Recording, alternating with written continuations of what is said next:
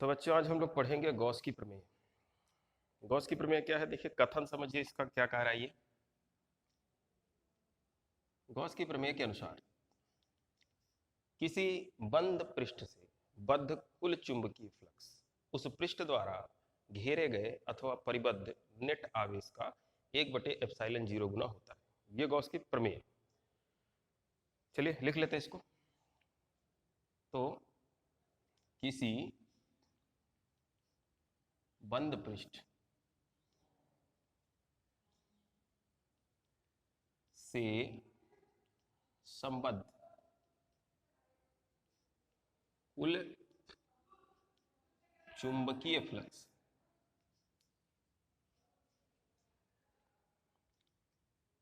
कुल चुंबकीय flux phi चुंबकीय फ्लक्स गलत हो गया, वैद्युत फ्लक्स। ये वैद्युत का चैप्टर है ना। कुल वैद्युत फ्लक्स फाई ई उस पृष्ठ द्वारा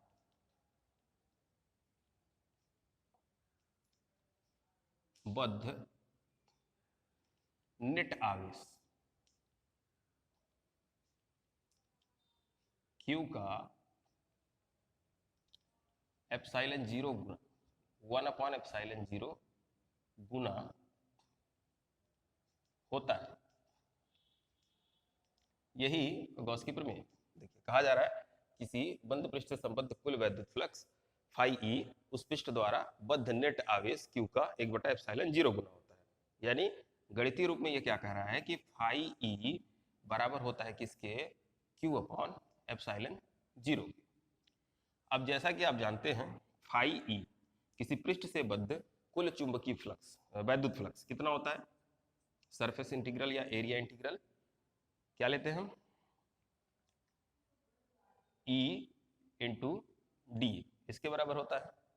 ठीक, यहाँ पे कभी कभी इसके जगह पे होल इंटीग्रल का भी यूज कर लेते हैं, सरफेस इंटीग्रल या एरिया इंटीग्रल के स्थान पे। तो आप इसको देखिए फाई ई के जगह पे अगर ये वैल्यू रखें तो समाकल रूप में गॉस के नियम का समाकल रूप हो जाएगा phi E is equal to integration over A E vector E dot vector d is equal to Q/ε0। ये क्या है, ये गॉस की प्रमेय का समाकल रूप है, यानी समाकलित रूप में ये गॉस की प्रमेय। अब इसकी उपपत्ति हम लोग देखेंगे कि ये आखिर इतना कैसे होता है। तो देखिए इसको हम लोग प्रूफ करेंगे। इसका प्रूफ देखिए बहुत ही आसान है और ये पूछा जाता है परीक्षाओं में, बहुत ज्यादा पूछा जाता है। तो इसको हम लोग सिद्ध करेंगे। गॉस की प्रमेय को कैसे सिद्ध होगा तो समझते हैं। तो गॉस की प्रमेय कह क्या रही है, देखिए कहा जा रहा है कि phi E is equal to, या फिर आप ये साइन यूज कर लीजिए या फिर ये साइन यूज कर लीजिए, दोनों करते हैं। अगर केवल पृष्ठ होता है तो पृष्ठ पर समाकल करते हैं, लेकिन अगर किसी बंद पृष्ठ की बात कर रहे हैं तो वहाँ पे आयतन समाकल हमको लेना पड़ेगा। तो यहाँ पे होल इंटीग्रल हम लोग यूज कर रहे हैं। आवश्यकता अनुसार ये पृष्ठ समाकल का भी काम करेगा, आवश्यकता अनुसार ये आयतन समाकल का भी काम करेगा। तो into E D A is equal to क्या लिखा, Q/ε0। ये हो गया। अच्छा अब इसको समझिए सिद्ध कैसे होगा। तो हम लोग मान लेते हैं कि यहाँ पे एक पॉइंट है, एक हमारे पास क्षेत्रफल है, एक पृष्ठ है, बंद पृष्ठ है ए। इस पृष्ठ का नाम क्या है ए, और इस पृष्ठ के भीतर किसी बिंदु ओ पर यहाँ पे एक पॉइंट है ओ, जहाँ पर एक चार्ज है प्लस की। ठीक, और इसके नाते यहाँ पे इस पृष्ठ पर एक छोटा सा एरिया है। इस छोटे से एरिया का नाम क्या है डी ए। ये डी ए एक छोटा सा एरिया है, कहाँ पे, हमारे इस बंद पृष्ठ। ठीक, यहाँ पे मान लेते हैं कि कोई पॉइंट है इस छोटे से एरिया पे, पॉइंट पी। तो ये ओपी, इसको बिंदु पी को आवेश से मिलाने वाली रेखा हो गई ओपी। मान लीजिए कि ओ से पी की जो दूरी है वो स्मॉल आर है। ठीक, ये हमने क्या लिया है एरिया। तो एरिया आप जानते हैं कि एरिया की डायरेक्शन जो होती है वो उसके परपेंडिकुलर लंबवत होती है। तो इसकी जो डायरेक्शन होगी यानी वेक्टर डी ए जो होगा वो इस डायरेक्शन में होगा, इस क्षेत्रफल के लंबवत दिशा में। और ये ओपी की डायरेक्शन ये हो गई, दोनों के बीच का कोण मान लीजिए थीटा, ये हमने मान लिया। अब इसको प्रूव करेंगे। देखिए गॉस के थ्योरम के हिसाब से जो यहाँ पे कुल चुंबकीय फ्लक्स होगा गॉस प्रमेय से, जो कुल चुंबकीय फ्लक्स यहाँ पे होना चाहिए फाई ई, वो किसके बराबर होना चाहिए, क्यू अपॉन एप्सिलॉन जीरो के बराबर होना चाहिए। एप्सिलॉन जीरो क्या होता है, निर्वात की वैद्युतशीलता, हम लोगों ने डिस्कस किया हुआ है इसको। ये अब देखिए, लेकिन फ्लक्स की परिभाषा के अनुसार जो फ्लक्स की वैल्यू होती है वो होगी ये इंटू डी ए, vector E into vector D. ठीक है, हम लोग मान लेते हैं कि ये जो छोटा सा आपको दिखाई दे रहा है सरफेस, इसके नाते यहाँ पे बिंदु ओ पर जो घन कोण बन रहा है छोटा सा, ये घन कोण है डी ओमेगा। तो अब देखिए इसे हम लोग इसको कैसे प्रूव करेंगे, ई इंटू डी ए। तो पहले हमें ई की वैल्यू चाहिए, ई मतलब वैद्युत क्षेत्र कितना है बिंदु पी पर। तो वैद्युत क्षेत्र ज्ञात करने का सूत्र देखिए क्या होता है, E equal to 1/4 pi epsilon 0 Q upon r square. ठीक, अब ये वैल्यू आप उठा के यहाँ रखेंगे ई की, लेकिन उसके पहले ये जो हमने लिखा हुआ है ई इंटू डी ए, तो यहाँ पे इसको लिख सकते हैं E D A cos theta. क्यों लिखा गया, देखिए ई की डायरेक्शन ये है, ये वेक्टर ई की डायरेक्शन है और ये वेक्टर डी ए, यहाँ पे दोनों का अदिश गुणन लिया गया है। अदिश गुणन क्या होता है, कॉस थीटा होता है, दोनों का परिमाण इंटू कॉस थीटा, तो हम लोगों ने कॉस थीटा यहाँ पे लिया हुआ है। अब ये वैल्यू उठा के हम इस इक्वेशन में अगर रखते हैं तो यहाँ क्या लिखेंगे, phi E is equal to integral over A E D A cos theta. E की वैल्यू रखनी है हम लोगों को तो ई की वैल्यू रखेंगे 1/4 pi epsilon 0 Q upon r square d A cos theta बराबर, देखिए 1/4 पाई एप्सिलॉन 0 कांस्टेंट है, आप इसको बाहर कर लीजिए, क्यू भी कांस्टेंट ही है, क्यू को भी आप बाहर कर लीजिए, इंटीग्रल हो गया। यहाँ पे क्या बच गया अंदर, देखिए d A cos theta upon r square. अब आप लोगों ने ये पढ़ा हुआ है कि d A cos theta upon r square, यानी ये जो क्वांटिटी है ये किसके बराबर होती है, डी ओमेगा के। ठीक है, डी ओमेगा मतलब उसके द्वारा बनाया गया घन कोण।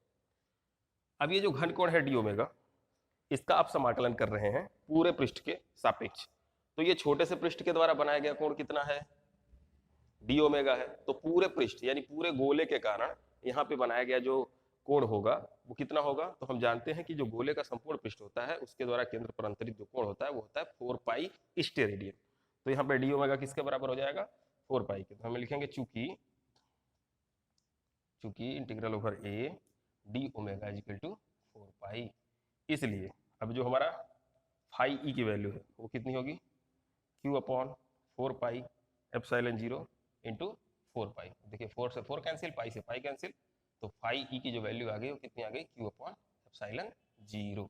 तो देखिए हम लोग क्या ज्ञात कर रहे थे, हम लोग ज्ञात कर रहे थे कि चुंबकीय फ्लक्स कितना है, कौन से फार्मूले से, ई इंटू डी ए के फार्मूले से, वो कितना आया, phi E is equal to Q upon epsilon 0, यानी जो फ्लक्स है वो आवेश बटे वैद्युतशीलता के बराबर है। और ये हमें कहाँ से मिलता है, ये हमें मिलता है गॉस थ्योरम से। गॉस थ्योरम में यही कहा गया है कि कुल चुंबकीय फ्लक्स जो होगा वो नेट आवेश का एप्सिलॉन 0 गुना होगा। तो इस प्रकार से गॉस का थ्योरम प्रूव हो गया। हम लोगों ने क्या निकाला, हम लोगों ने फ्लक्स निकाला हुआ है, वो कितना आया, इतना आया, ये कौन बताया, ये गॉस थ्योरम बताती है हमको। ठीक, तो हमेशा किसी भी बंद पृष्ठ से जो बद्ध चुंबकीय फ्लक्स होता है, वैद्युत फ्लक्स होता है, वो क्या होता है, वो उस पृष्ठ द्वारा बद्ध कुल आवेश का एप्सिलॉन 0 गुना होता है। ठीक, तो ये याद रखेंगे। अब नेक्स्ट देखिए, यहाँ पे हम लोगों ने केवल एक आवेश लिया हुआ था, केवल एक आवेश प्लस क्यू। अगर बहुत सारे आवेश हो, आवेशों का एक निकाय हो इसमें, तब उस स्थिति में वैद्युत फ्लक्स कितना होगा, ये सारी चीजें। और यदि ये आवेश बाहर होता, इस पृष्ठ के भीतर नहीं होता, तो उस दशा में कितना होता आपका वैद्युत फ्लक्स, ये सारी स्थितियों पर विचार करेंगे। चलिए देखते हैं इसको हम लोग।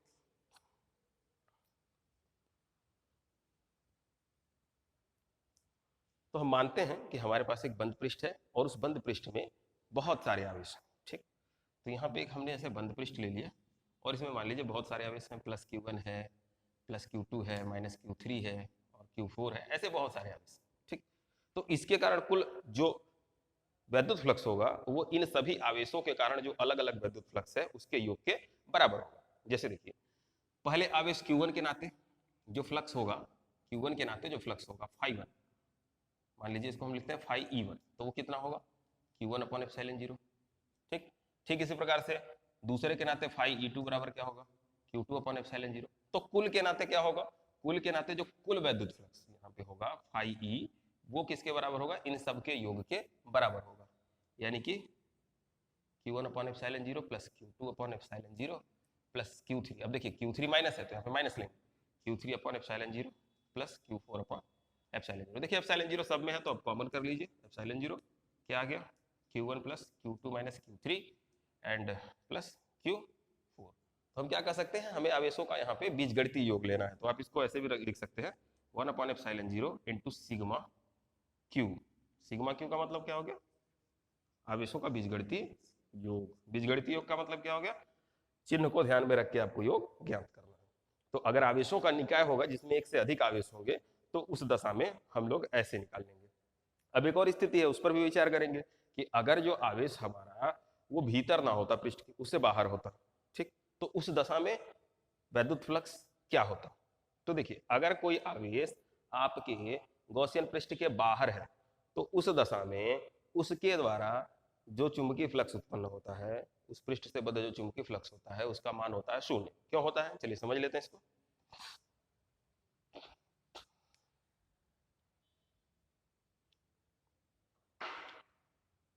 तो हमने मान लिया ये एक सरफेस है ऐसे, और इसके बाहर यहाँ कहीं पे एक हमारे पास प्लस क्यू चार्ज है, ठीक।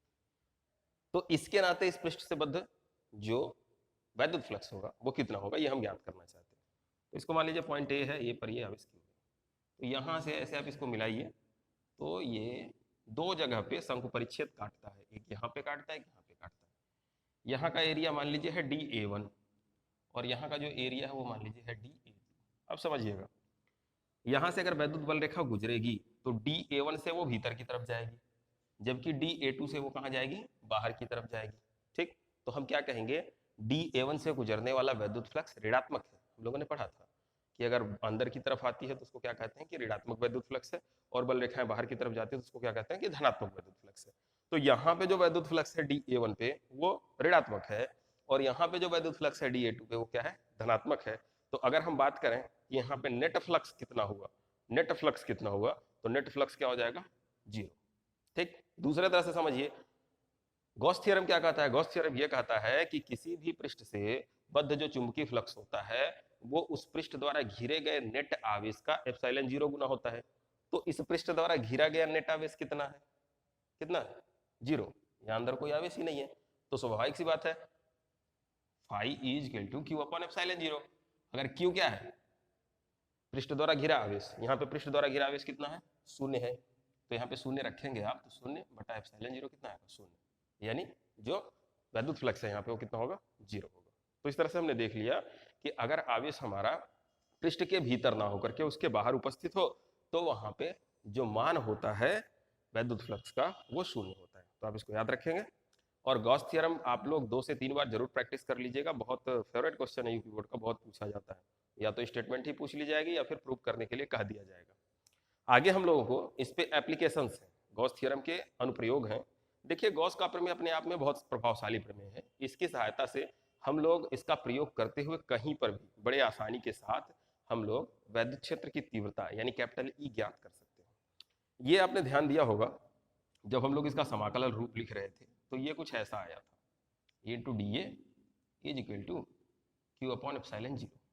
तो यहाँ से अगर बाकी सारी चीजें हमें पता हो तो ई की वैल्यू हम प्राप्त कर सकते हैं। इसी का उपयोग करते हुए हम लोग विभिन्न स्थितियों में वैद्युत क्षेत्र बड़ी ही आसानी से ज्ञात कर पाते हैं। ध्यान दीजिए, अब तक हमारे पास वैद्युत क्षेत्र ज्ञात करने का एक ही सूत्र है, 1/4πε0 q अपॉन r स्क्वायर, जो कि किसके लिए है, किसी एक बिंदु आवेश के कारण उससे r दूरी पर वैद्युत क्षेत्र की तीव्रता, या दूसरा हमारे पास वैद्युत द्विध्रुव के लिए है कि द्विध्रुव की अक्षीय स्थिति में क्या होगा और निरक्षीय स्थिति में क्या होगा।